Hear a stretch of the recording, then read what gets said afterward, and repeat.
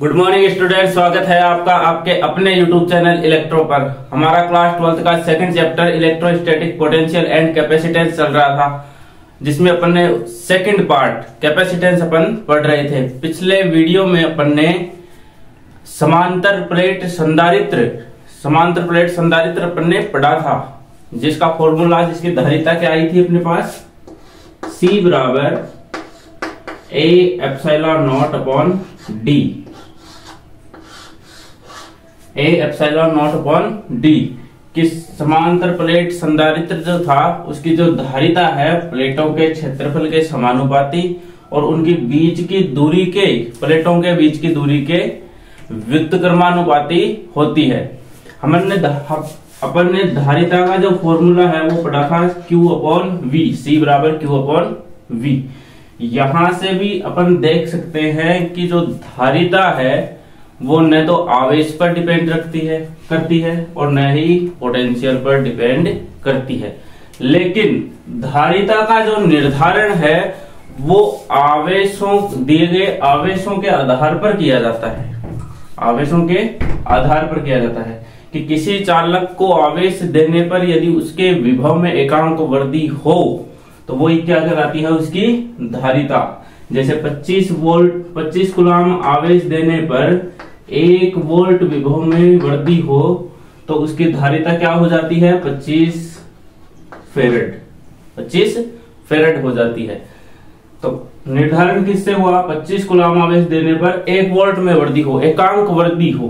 तो आवेशों के धारिता का जो निर्धारण है वो आवेशों के आधार पर किया जाता है, लेकिन जो धारिता है वो आवेश पर निर्भर नहीं करती है, न ही विभव पर निर्भर करती है।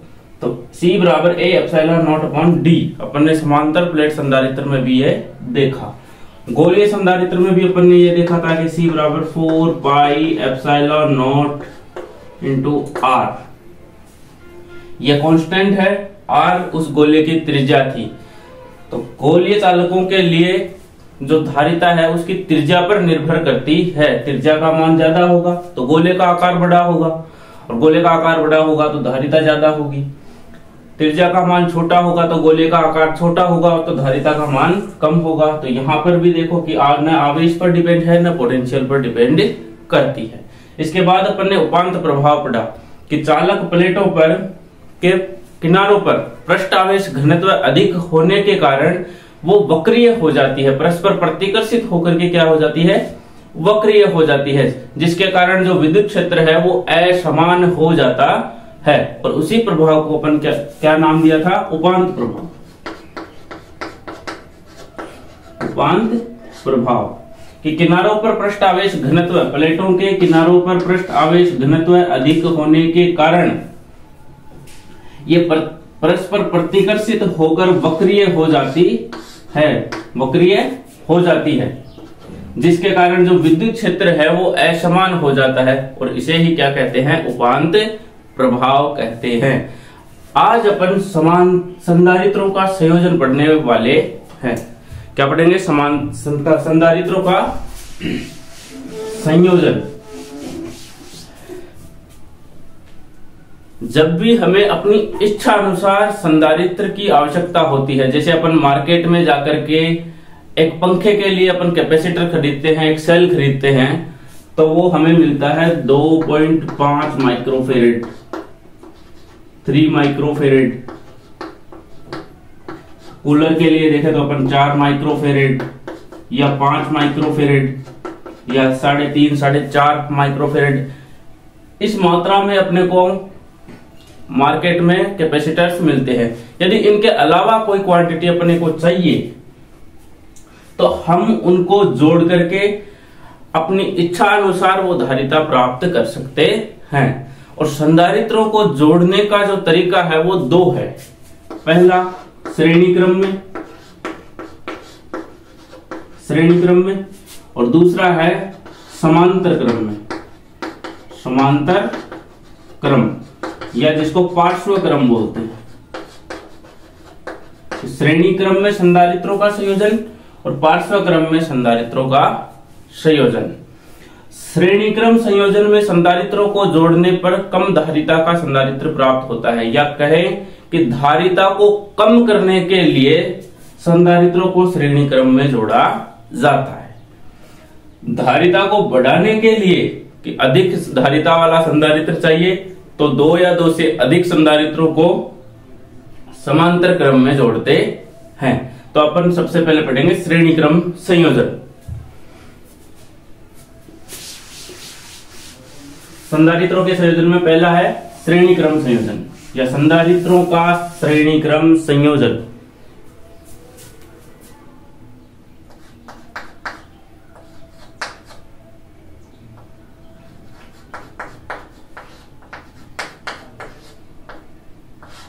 संधारित्रों का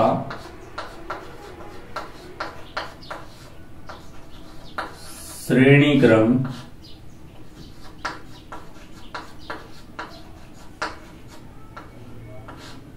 संयोजन।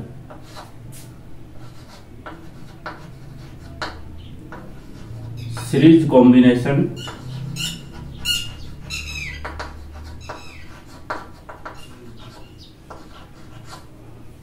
Of capacitors.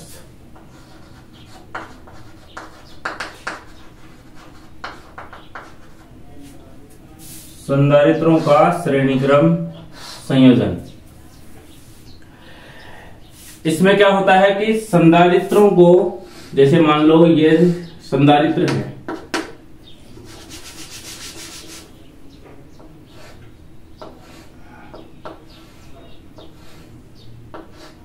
इस पर प्लस आवेश है, इसको प्लस क्यू आवेश अपन ने दिया है, तो प्रेरण के कारण इस पर दूसरी जो प्लेट है उस पर क्या होगा, माइनस क्यू आवेश होगा।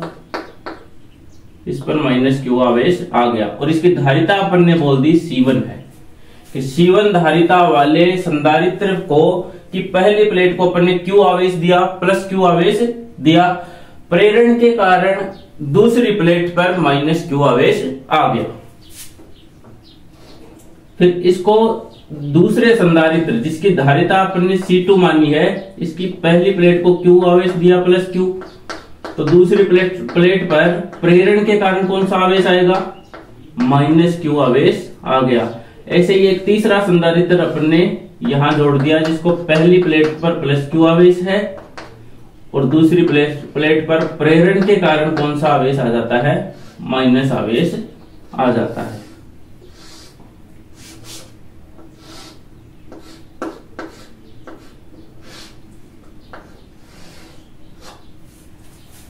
ये प्लस माइनस और ये वोल्टेज अपन ने लगा दिया। धारिता अलग अलग होने के कारण इन सबका जो वोल्टेज है, विभवांतर है, उसका मान क्या होगा, अलग अलग होगा। तो यहां से C1 की धारिता वाले संधारित्र का जो विभवांतर है वो V1 है,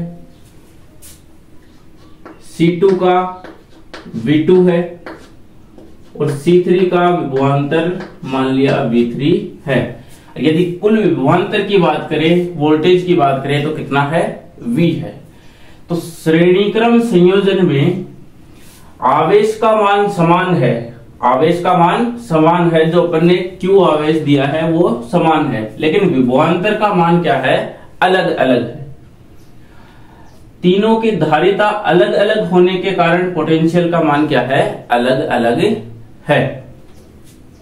श्रेणीक्रम संयोजन को में अपन ने क्यों जोड़ा है, क्योंकि अपन दो या दो से ये अधिक संधारित्रों को श्रेणीक्रम में इसलिए जोड़ा है क्योंकि अपने को जो धारिता चाहिए वो क्या चाहिए, कम चाहिए। यानी कम धारिता प्राप्त करने के लिए संधारित्रों को कौन से क्रम में जोड़ा जाता है, श्रेणी क्रम में जोड़ा जाता है। यदि इसकी डेफिनेशन की बात आए तो डेफिनेशन कैसे लिखेंगे, पहली डेफिनेशन कि संधारित्रों का ऐसा संयोजन जिसमें आवेश का मान समान लेकिन विभवांतर का मान क्या हो, अलग अलग हो। संधारित्रों का ऐसा संयोजन जिसमें आवेश का मान समान लेकिन विभवांतर का मान क्या हो, अलग अलग हो, श्रेणीक्रम संयोजन कहलाता है। यदि दूसरी डेफिनेशन की बात करें जो इसके स्ट्रक्चर से आई है, क्या लिखेंगे कि पहले संधारित्र की दूसरी प्लेट को दूसरे संधारित्र की पहली प्लेट से, पहले प्लेट की संधारित्र जो है उसकी जो दूसरी प्लेट है -q आवेश वाली, उसको दूसरे संधारित्र की जो प्लस वाली प्लेट है पहली प्लेट उससे जोड़ा गया है। फिर दूसरे संधारित्र की जो दूसरी प्लेट है -q वाली, उसको तीसरे संधारित्र की पहली प्लेट +q वाली से जोड़ा गया है। तो यही व्यवस्था क्या कहलाती है? श्रेणी क्रम संयोजन कहलाती है। तो संधारित्र की पहले संधारित्र की दूसरी प्लेट को दूसरे संधारित्र की पहली प्लेट से तथा दूसरे संधारित्र की दूसरी प्लेट को तीसरे संधारित्र की पहली प्लेट से जोड़ने पर बनी व्यवस्था क्या कहलाती है? श्रेणी क्रम संयोजन कहलाती है। पहले संधारित्र की दूसरी प्लेट को दूसरे संधारित्र की पहली प्लेट से, दूसरे संधारित्र की दूसरी प्लेट को तीसरे संधारित्र की पहली प्लेट से जोड़ने पर बनी व्यवस्था क्या कहलाती है? श्रेणी क्रम संयोजन कहलाती है। तो इसको अपन लिखते हैं कि धारिता कम करने के लिए, धारिता कम करने के लिए, धारिता कम करने के लिए संधारित्रों को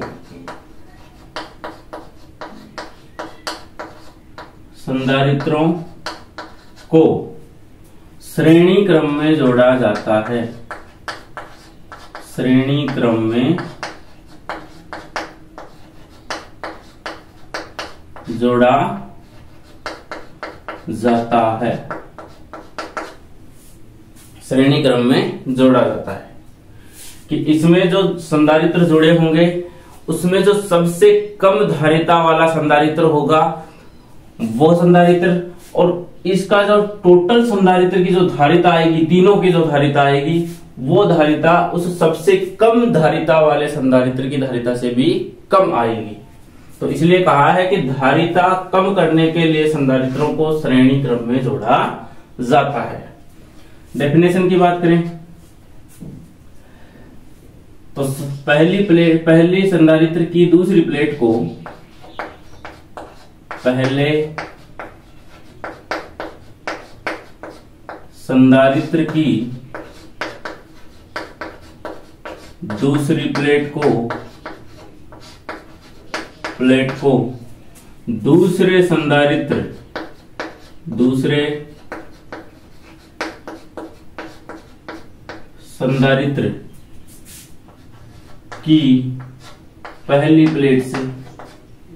पहली प्लेट से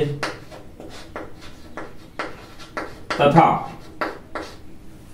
पहले संधारित्र की दूसरी प्लेट को दूसरे संधारित्र की पहली प्लेट से तथा दूसरे संधारित्र की दूसरी प्लेट को तीसरे संधारित्र की पहली प्लेट से तथा दूसरे संधारित्र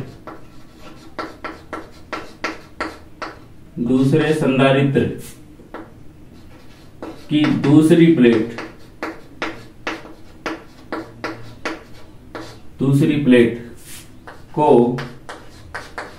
की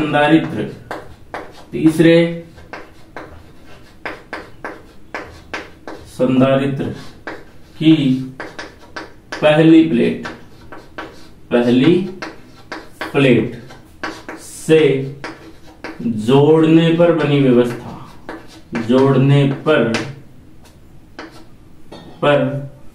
व्यवस्था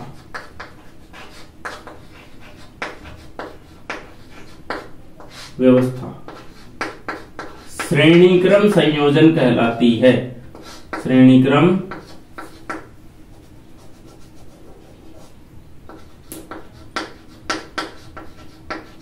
संयोजन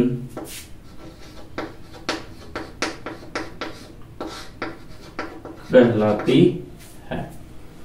पहले संधारित्र की दूसरी प्लेट को दूसरे संधारित्र की पहली प्लेट से, दूसरे संधारित्र की दूसरी प्लेट को तीसरे संधारित्र की पहली प्लेट से जोड़ने पर बनी व्यवस्था श्रेणी क्रम संयोजन कहलाती है। आगे बात करते हैं कि संधारित्रों का ऐसा संयोजन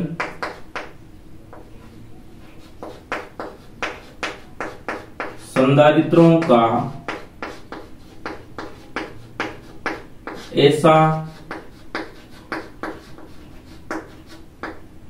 संयोजन, संधारित्रों का ऐसा संयोजन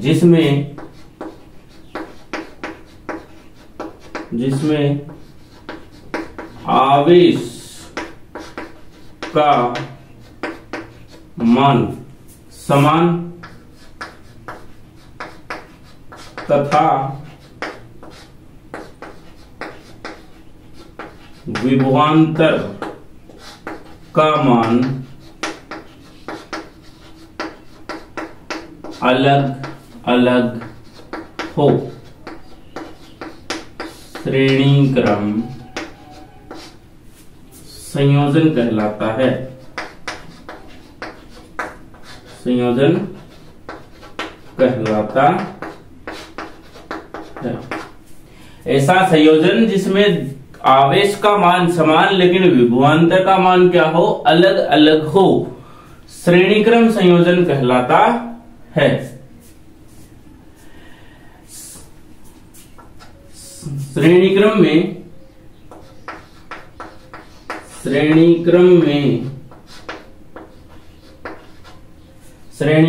में संधारित्रों की धारिता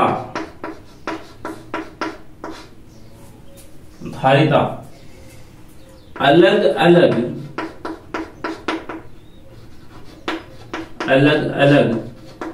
होने के कारण विभवांतर का मान अलग अलग होता है, अलग अलग होता है। तो धारिता का मान अलग अलग है, विभवांतर का मान भी अलग अलग है। संधारित्र की पहली प्लेट को Q आवेश देने पर प्रेरण के कारण उतनी ही मात्रा पर दूसरी प्लेट पर ऋणावेश आ जाता है। ये बात अपन लिखेंगे कि संधारित्र की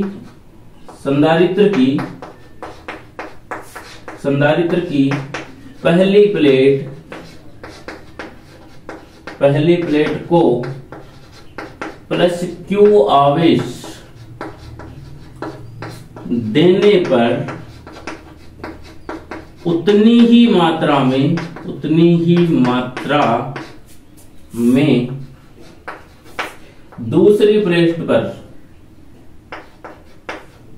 दूसरी प्लेट पर प्रेरण के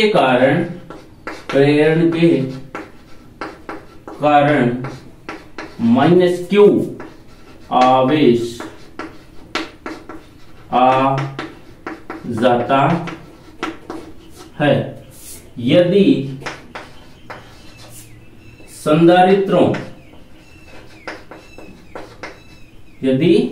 संधारित्रों का कुल विभव V हो तो V बराबर V1 plus V2 plus V3। यदि कुल विभव का मान क्या हो, V1 plus V2 plus V3। भाई आवेश दिया प्लस Q आवेश दिया, प्रेरण के कारण उतना ही आवेश माइनस चार्ज दूसरी प्लेट पर आ गया। पहले संधारित्र की धारिता अपन ने C1 मानी है, दूसरे की C2 मानी है, तीसरे की C3 धारिता अपन ने मानी है। विभवांतर C1 धारिता वाले संधारित्र का विभवांतर है वो V1 है, C2 धारिता वाले संधारित्र की जो विभवांतर है वो V2 है, और C3 धारिता वाले संधारित्र का जो विभवांतर है वो V3 है। यदि कुल विभवांतर का मान V हो तो V1 plus V2 plus V3 होगा। तो V बराबर, तो अपन धारिता का सूत्र क्या लिखते हैं, C बराबर Q अपॉन V लिखते हैं। तो यहां से V बराबर क्या हो जाएगा, Q अपॉन C हो जाएगा। V बराबर क्या हो जाएगा, Q अपॉन C। यदि अपन V1 की बात करें, C1 धारिता के लिए अपन V1 की बात करें तो V1 बराबर क्या होगा, आवेश का मान यहाँ क्या है, समान है, लेकिन धारिता किसकी बात कर रहे हैं, C1 वाले संधारित्र की। तो V1 के लिए क्या आ जाएगा, यहाँ C1 आ जाएगा। यदि V2 की बात करें तो क्या होगा, आवेश का मान समान है, इसमें भी Q है, इसमें भी Q है, लेकिन धारिता क्या आ जाएगी इसकी, C2 आ जाएगी। यदि V3 की बात करें तो Q/C3 आ जाएगी। और यदि कुल विभवांतर की बात करें तो V बराबर अपन क्या लिख सकते हैं, कुल Q आवेश अपॉन C, जो तुल्य धारिता अपने पास आने वाली है। तो V बराबर क्या लिखेंगे यहाँ, Q/C बराबर V1 की वैल्यू क्या रखेंगे, Q/C1 प्लस Q/C2 और V3 की वैल्यू Q/C3। ये तुल्य धारिता है, सीरीज कॉम्बिनेशन में इसको लिए, इसलिए अपन ने इसको CS लिख दिया। क्या लिख दिया, CS लिख दिया।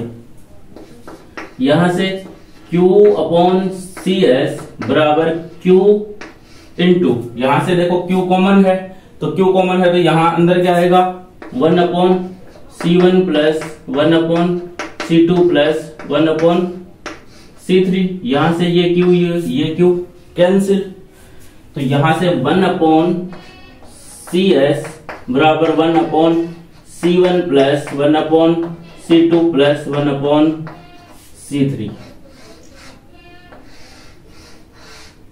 ये क्या आ गया, श्रेणी क्रम संयोजन में संधारित्रों का जो फॉर्मूला है, जो डेरिवेशन है, वो अपने पास आ गया कि 1/CS बराबर 1/C1 plus 1/C2 plus 1/C3।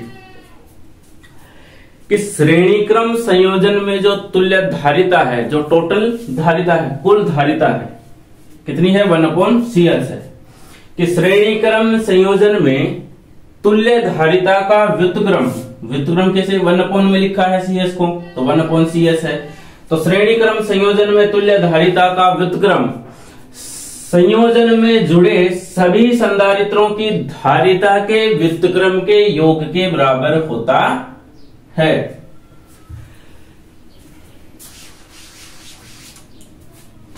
कि श्रेणी क्रम संयोजन में तुल्य धारिता का व्युत्क्रम संयोजन में जुड़े सभी संधारित्रों की धारिताओं के व्युत्क्रम के योग के बराबर होता है। कि 1/CS बराबर 1/C1 plus 1/C2 plus 1/C3। क्या लिखेंगे कि संधारित्रों श्रेणी क्रम में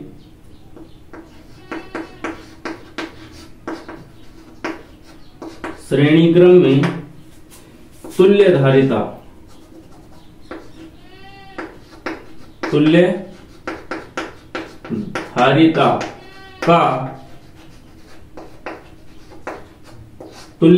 का व्युत्क्रम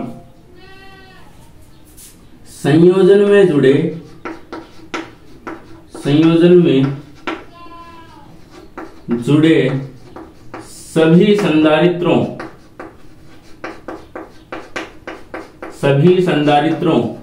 धारिता के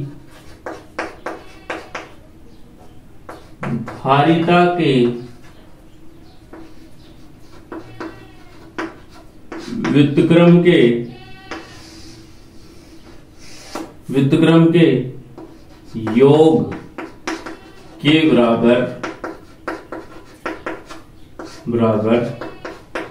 होता है।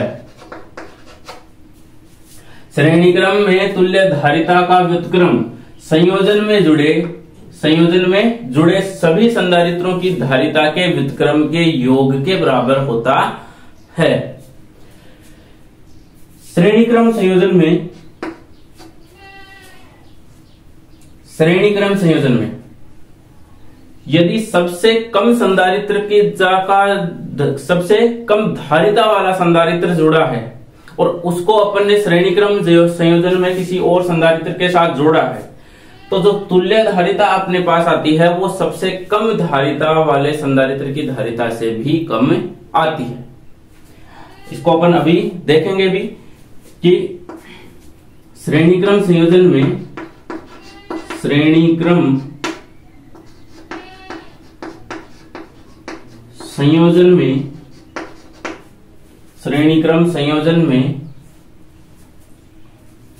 तुल्य धारिता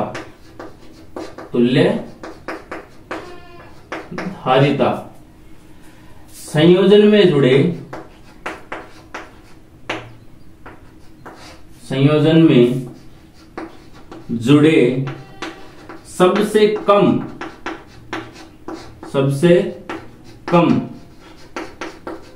धारिता वाले संधारित्र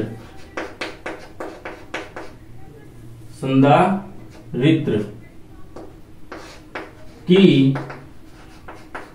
धारिता से भी कम आती है। यानी जो टोटल धारिता आएगी वो सबसे कम संधारित्र की जो धारिता है उससे भी कम में अपने पास आएगी।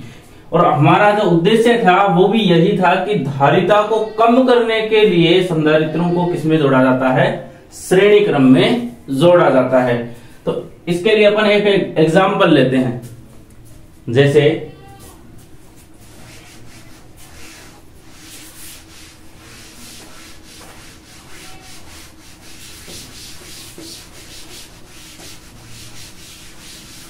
एक एग्जाम्पल अपन देखते हैं।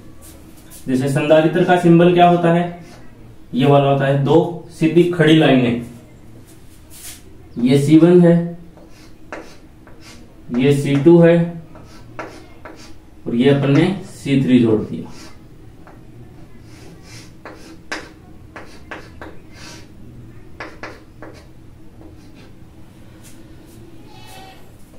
C1 संधारित्र की जो धारिता है वो मान लिया अपन ने 2 माइक्रोफेरेड, C2 की मान लिया अपन ने 3 माइक्रोफेरेड और C3 की मान लिया अपन ने 6 माइक्रोफेरेड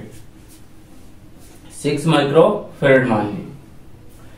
तो यदि ये तीनों क्या है, श्रेणी क्रम में जुड़े हैं, तो इसकी यदि टोटल धारिता या तुल्य धारिता निकालेंगे वो कैसे निकालेंगे, C1/CS बराबर 1/C1 plus 1/C2 plus 1/C3। यहां से 1/CS बराबर 1/C1 की धारिता कितनी है, 2 है, 1/3 प्लस 1/6 है। तीनों का एलसीएम अपन लेंगे, 6 आ गया। तो यहां से क्या आएगा, 3 प्लस 2 प्लस 1, 6/6, 1 माइक्रोफेरेड। अब 1/CS का मान 1 आया है, उल्टा करेंगे इसको तो CS की वैल्यू कितनी आ जाती है, 1 माइक्रोफेरेड आ जाती है, 1 माइक्रोफेरेड आ गई। अब ये 1 माइक्रोफेरेड क्या है, इन तीनों संधारित्रों की तुल्य धारिता है। लेकिन अपने पास इन तीनों संधारित्रों की धारिता, सबसे कम धारिता किसकी है, 2 माइक्रोफेरेड है, C1 की। तो जो तुल्य धारिता आई है वो 1 माइक्रोफेरेड आई है। तो संधारित्रों के जो श्रेणी क्रम संयोजन होता है उसमें जो तुल्य धारिता होती है वो सबसे कम धारिता वाले संधारित्र की धारिता से भी कम आती है। और यही है कि कम धारिता करने के लिए अपन किसमें जोड़ते हैं, श्रेणी क्रम संयोजन में इनको जोड़ते हैं। तो 2 से कम आ गया, 1 माइक्रोफेरेड अपने पास आ गया। दूसरा कि श्रेणी क्रम संयोजन में यदि संधारित्र जुड़े हैं,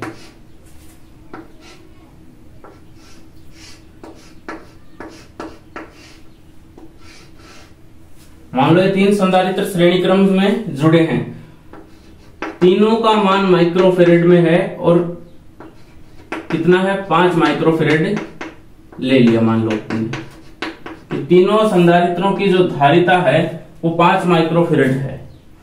तो अपन इसको कैसे निकालेंगे कि CS बराबर C/N, कि तीनों संधारित्रों में से किसी एक की धारिता कितनी है, 5, तो 5 लिख दिया। और संधारित्रों की संख्या कितनी है, 1, 2 और 3, तो कितना लिखेंगे, 3, 1, 2 और 3। तो CS की वैल्यू कितनी आ जाती है यहाँ, 5/3 माइक्रोफेरेड, 5/3 माइक्रोफेरेड। यदि इसको अपन इस फॉर्मूले से निकालें तो भी ये यही आएगा। जैसे 1/CS बराबर 1/5 प्लस 1/5 प्लस 1/5 भाई C1 C2 और ये C3 आ गया। 1/CS एलसीएम लेंगे, 5 आएगा, हर का मान समान है तो ऊपर वाला जो अंश वाला है वो जुड़ जाएगा, 1 + 1 तो 1/CS बराबर क्या आ जाएगा 3/5 और CS की वैल्यू क्या आ गई 5/3। इसको उल्टा कर देंगे तो CS की वैल्यू कितनी आ जाएगी 5/3 अपने पास आ गई। तो CS की वैल्यू ये आ गई। लेकिन ये वाला जो फॉर्मूला है ये तभी लागू होगा जब तीनों संधारित्र या संयोजन में जितने भी संधारित्र जुड़े हैं उन सबकी धारिता क्या हो, समान हो। तब क्या कौन सा फॉर्मूला लगाएंगे, CS बराबर C/N, CS बराबर C/N कि संधारित्रों में या समान धारिता वाले संधारित्रों में की तुल्य धारिता, समान धारिता वाले संधारित्रों की तुल्य धारिता, संधारित्र में जुड़े किसी एक संधारित्र की धारिता वह संधारित्रों की संख्या के अनुपात के बराबर होता है। इसको लिखते हैं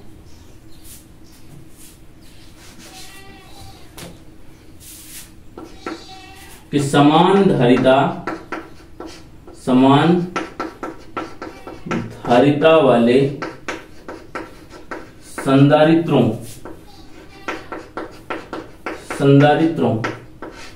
की तुल्य धारिता कौन सी, CS, तुल्य धारिता CS, किसी एक संधारित्र की धारिता, किसी एक संधारित्र की धारिता एवं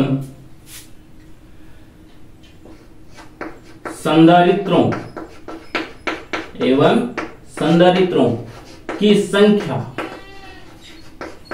के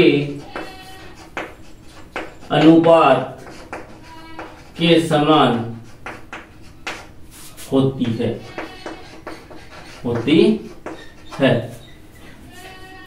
के समान होती है।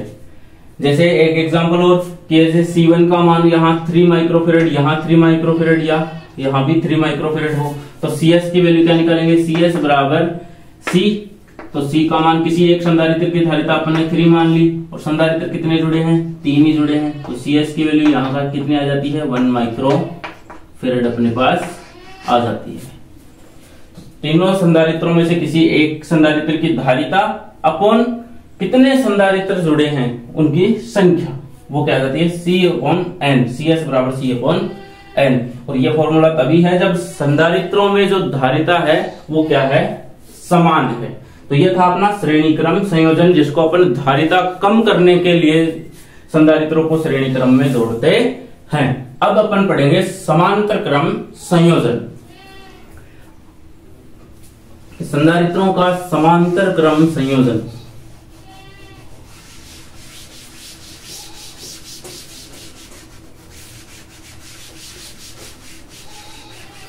श्रेणी क्रम संयोजन की को धारिता कम करने के लिए यूज में करते हैं और समांतर क्रम संयोजन को अपन धारिता बढ़ाने के लिए कि संधारित्रों की धारिता को बढ़ाने के लिए संधारित्रों को समांतर क्रम में जोड़ा जाता है।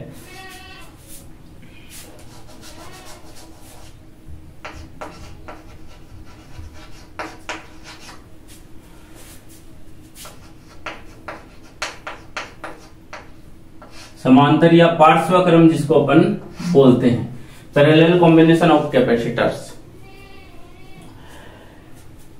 इसमें क्या होता है कि 3 संधारित्र है,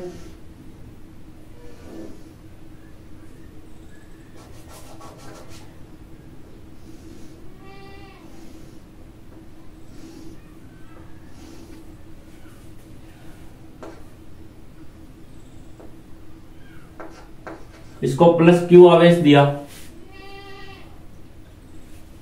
या 3 संधारित्र है, इन तीनों को एक बिंदु पर अपन ने यहां जोड़ दिया।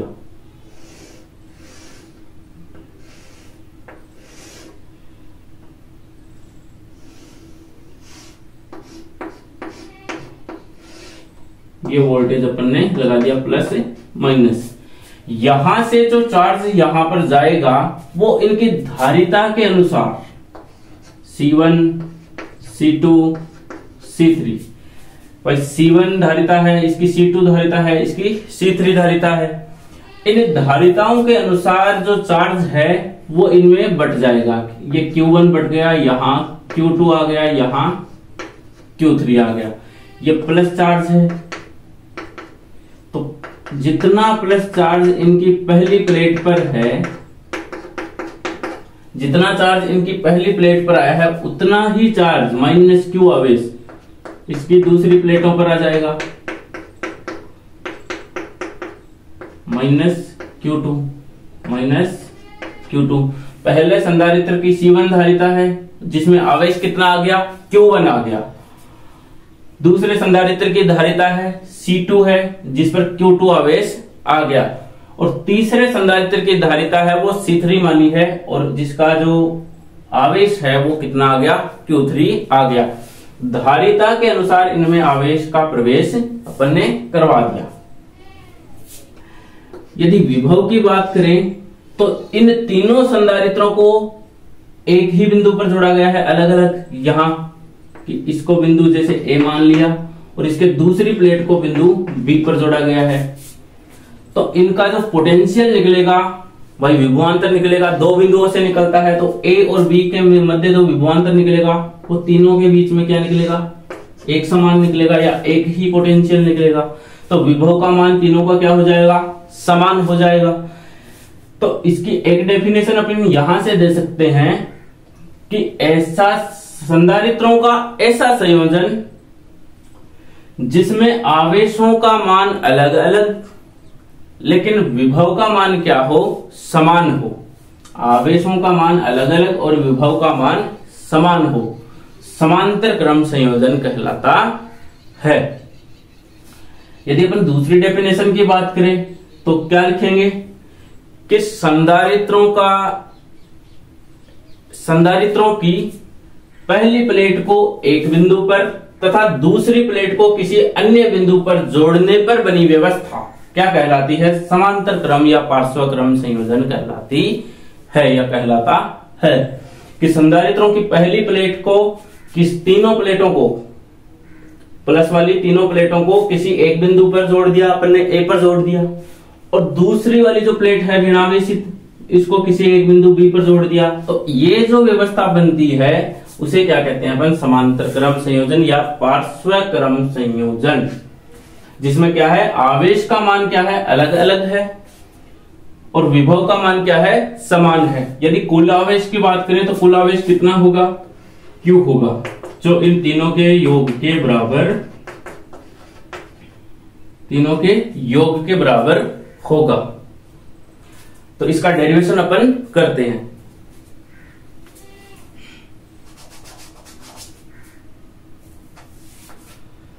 कि धारिता बढ़ाने के लिए संधारित्रों को किसमें जोड़ा जाता है, समांतर क्रम संयोजन में जोड़ा जाता है। धारिता बढ़ाने के लिए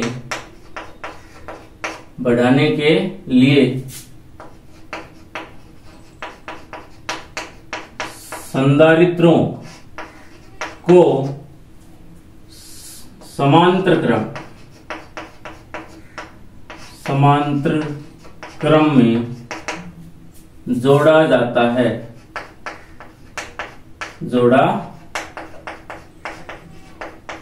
जाता है, श्रेणी क्रम में क्या था कि जो तुल्य धारिता आई थी वो सबसे कम धारिता वाले संधारित्र की धारिता से भी कम थी, लेकिन इसमें क्या होगा कि सबसे अधिक धारिता से भी अधिक धारिता वाला संधारित्र होगा ना, उससे भी अधिक धारिता अपने पास आएगी। जैसे अपन ने 2, 5 और 10 माइक्रोफेरेड के 3 संधारित्रों को पार्श्व क्रम में जोड़ दिया। जैसे इसका 2 है, 2 माइक्रोफेरेड है, C2 की धारिता 5 है, इसकी 10 है, तो तुल्य धारिता जो तीनों की आएगी वो 10 माइक्रोफेरेड से अधिक अपने पास आएगी। तो धारिता बढ़ाने के लिए संधारित्रों को समांतर क्रम में जोड़ा जाता है। डेफिनेशन की बात करते हैं कि संधारित्रों की पहली प्लेट को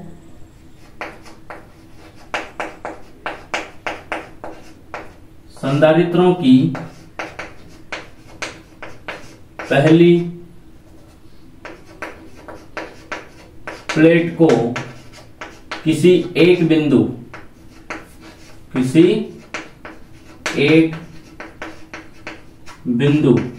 व दूसरी प्लेट को किसी अन्य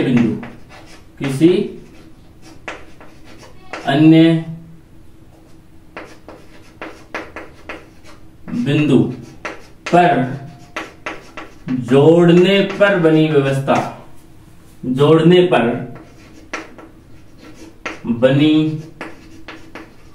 व्यवस्था समांतर या पार्श्वक्रम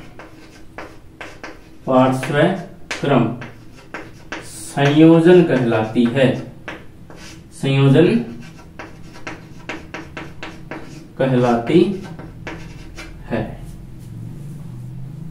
पार्श्वक्रम संयोजन कहलाता है या कहलाता है कि संधारित्रों की पहली प्लेट को किसी एक बिंदु पर जोड़ दिया और दूसरी प्लेट को किसी एक बिंदु पर जोड़ दिया, तो ऐसी जो व्यवस्था बनती है अपने पास उसे क्या कहते हैं? समांतर या पार्श्वक्रम संयोजन अपन कहते हैं। या संधारित्रों का ऐसा संयोजन, संधारित्रों का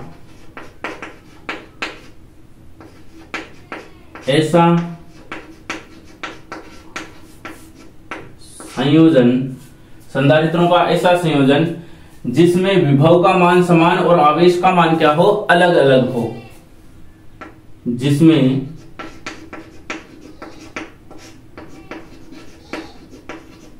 विभव का मान समान तथा आवेश का मान अलग अलग हो, समांतर क्रम संयोजन कहलाता है। समांतर क्रम संयोजन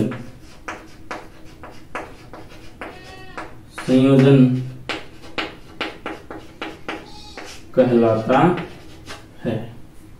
समांतर क्रम संयोजन कहलाता है जिसमें विभव का मान क्या है? समान है, क्योंकि तीनों को एक ही बिंदु पर जोड़ दिया तो पोटेंशियल डिफरेंस क्या निकलेगा? इन दोनों बिंदुओं से निकल जाएगा, तो तीनों का विभवांतर क्या होगा? एक समान होगा।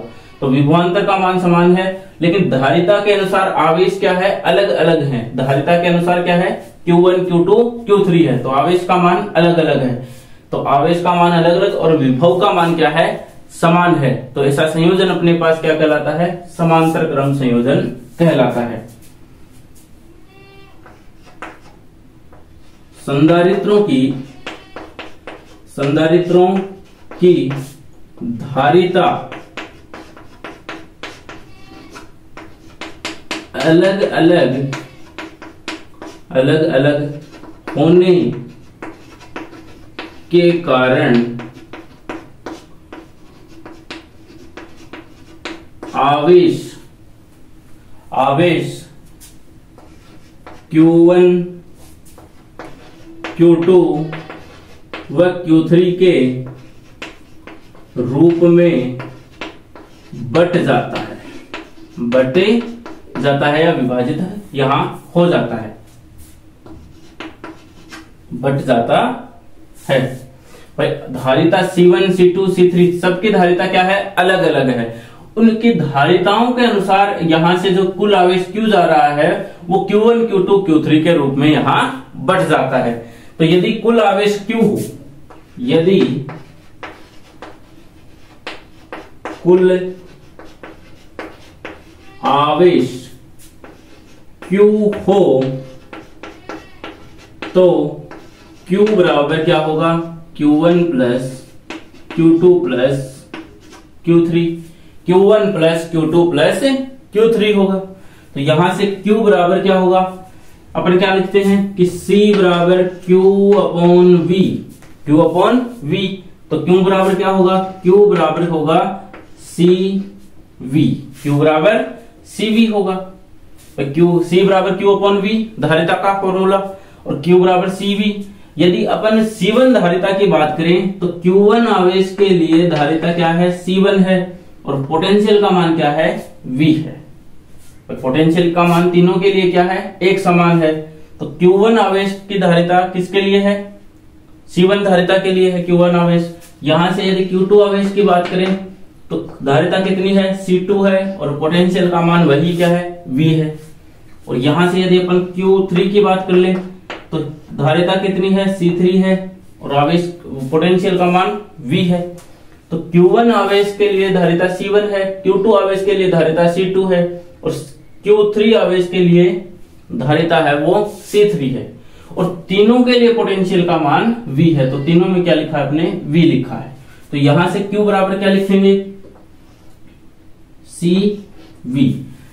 अपन ने इसको समांतर क्रम पैरेलल कॉम्बिनेशन में लिखा है, चलिए तुल्य धारिता को अपन CP के रूप में यहां लिख लेते हैं। CPV बराबर Q1 का मान C1V प्लस Q2 का मान C2V प्लस Q3 का मान C3V।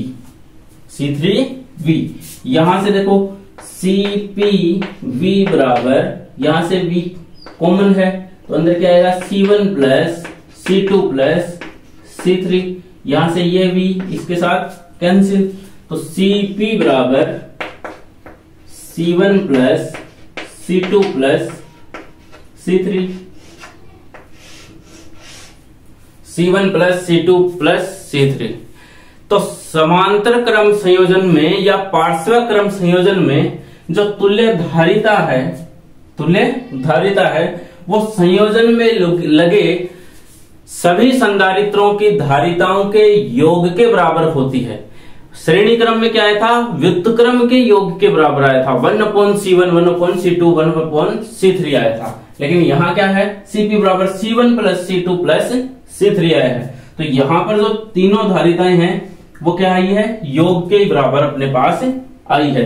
तो समांतर क्रम संयोजन में जो तुल्य धारिता है वो संयोजन में जुड़े सभी संधारित्रों की धारिताओं के योग के बराबर आती है।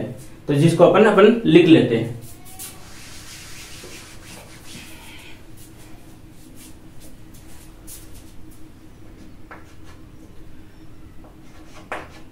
समांतर क्रम संयोजन में तुल्य धारिता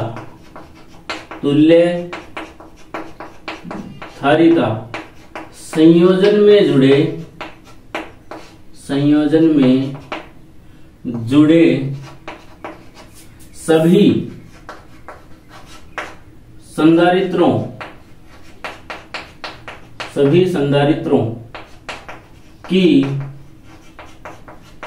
धारिता के योग के बराबर होती है।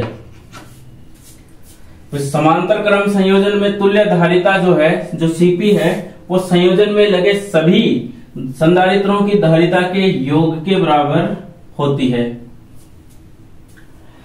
समांतर क्रम संयोजन में जो कुल धारिता है वो जो तुल्य धारिता है वो इस संयोजन में लगे सबसे अधिक संधारित्र की धारिता से भी अधिक प्राप्त होती है।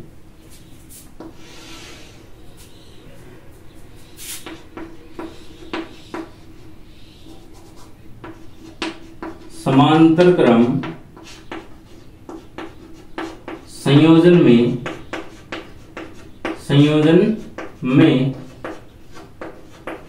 तुल्य धारिता संयोजन में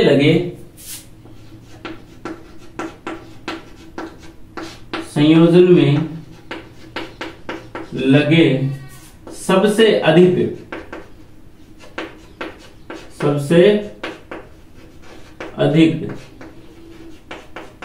धारिता वाले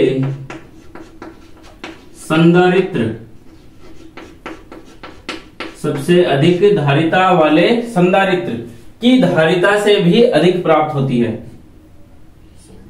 सबसे अधिक धारिता वाले संधारित्र की धारिता से भी अधिक प्राप्त होती है। एक एग्जाम्पल अपन देखते हैं। तो ये समांतर क्रम संयोजन का जो डेरिवेशन है उसका फॉर्मूला आ गया, Cp बराबर C1 plus C2 plus C3 अपने पास आ गया है। तो एक एग्जाम्पल अपन देख लेते हैं कि धारिता बढ़ाने के लिए समांतर क्रम में संधारित्रों को जोड़ा जाता है।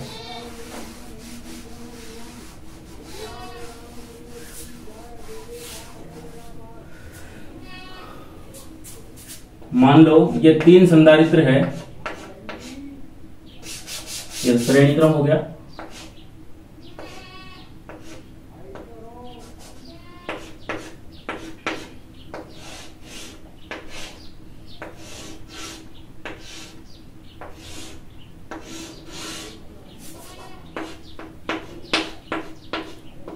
ये प्लस माइनस ये वोल्टेज अपने पास C1, यहां C1 मान लो अपने पास है 2 माइक्रोफेरेड, C2 अपने पास मान लो 5 माइक्रोफेरेड और C3 मान लो अपने पास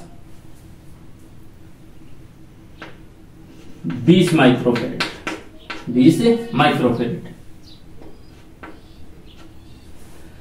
3 संधारित्र है, समांतर क्रम में जुड़े हैं। C1 की वैल्यू 2 माइक्रोफेरेड है, C2 की वैल्यू 5 माइक्रोफेरेड है और C3 की वैल्यू है 20 माइक्रोफेरेड है। इसकी यदि तुल्य धारिता अपन निकालेंगे तो तुल्य धारिता क्या होगी, Cp बराबर C1 plus C2 plus C3 आ गई कि C1 plus C2 plus C3। तो Cp बराबर क्या होगा, C1 का मान कितना है 2, C2 का मान 5 और C3 का मान 20। तो Cp बराबर कितना आ गया, 5 2 7 10 20 27 माइक्रोफेरेड। 27 माइक्रोफेरेड। तो यहां पर देखो कि समांतर क्रम संयोजन में जो तुल्य धारिता है वो संयोजन में लगे सबसे अधिक धारिता किसकी थी, C3 की थी। कितनी थी, 20 माइक्रोफेरेड। लेकिन अपने पास जो तुल्य धारिता आई है वो कितनी आई है, 27 आई है। तो संयोजन में लगे सबसे अधिक धारिता वाले संधारित्र की धारिता से भी अधिक प्राप्त होती है 27 माइक्रोफेरेड, जो किससे अधिक है, 20 से भी अधिक है। तो संधारित्रों की धारिता बढ़ाने के लिए समांतर क्रम संयोजन का प्रयोग किया जाता है या समांतर क्रम में संधारित्रों को जोड़ा जाता है। तो यह था अपना आज का टॉपिक क्या था कि श्रेणी क्रम में संयोजन और समांतर क्रम संयोजन। अगली क्लास में मिलेंगे अपन एक नए टॉपिक के साथ।